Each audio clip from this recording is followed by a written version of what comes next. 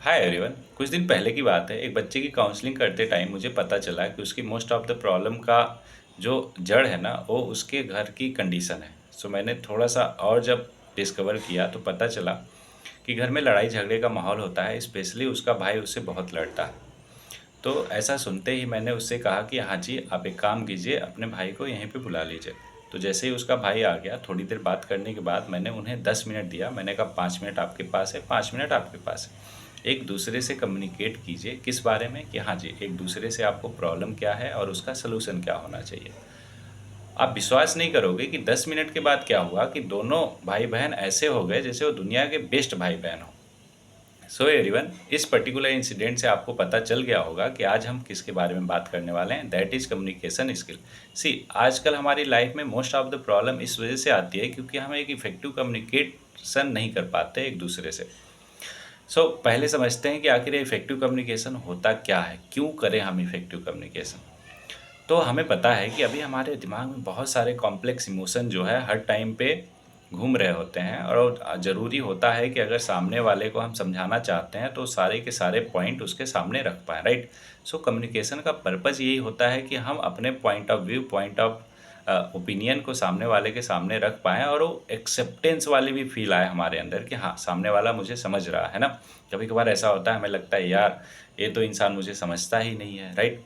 तो इसलिए कम्युनिकेशन का पर्पज़ यही है कि सामने वाले को ना केवल समझाना बल्कि उसको समझना भी, और एक एक्सेप्टेंस वाली फील लेकर आना है ना, अपने मन में भी और सामने वाले मन में भी। अब बात आती है कि सर किस तरीके से किया जाए।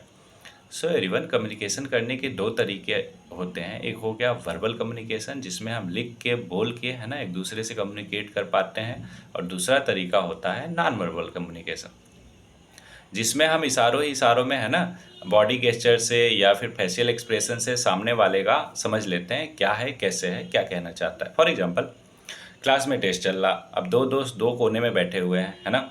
टीचर की नज़र जैसे ही थोड़ी सी हटी, वो दोनों ने इशारों ही इशारों में पता कर लिया कि हाँ भाई, पाँचवें वाले का डी ऑप्शन होगा, है कि नहीं। ये हो गया कि जब दो लोगों के बीच में प्रॉपर अंडरस्टैंडिंग होती है ना, तो इशारों ही इशारों में सारी की सारी बातें है ना मोस्टली समझ लेते हैं। अगर हमें अपने कम्युनिकेशन स्किल को बेहतर बनाना है ना, तो उसके लिए कुछ पॉइंट्स हैं, 4-5 पॉइंट्स हैं, उसको अगर आप ध्यान में रखोगे तो बहुत ही अच्छा आप कम्युनिकेट कर पाओगे। एवरीवन, पहला पॉइंट है कि आपको जब भी कम्युनिकेशन करना हो तो अपने मेंटल स्टेट को और सामने वाले के मेंटल स्टेट को समझिए। आप बहुत ही गुस्से में हो और सामने वाला बहुत ही कूल एंड काम हो तो इफेक्टिव कम्युनिकेशन नहीं हो सकता, राइट। इस वजह से आपको अपना मेंटल स्टेट और सामने वाले का मेंटल स्टेट समझना पड़ेगा। अगर आप ऐसा समझ जाते हो तो कम्युनिकेशन बहुत ही बेहतर, बहुत ही आसान हो जाएगा। दूसरा पॉइंट है एवरीवन, कि सामने वाले को आप एक कंफर्ट जोन प्रोवाइड करो।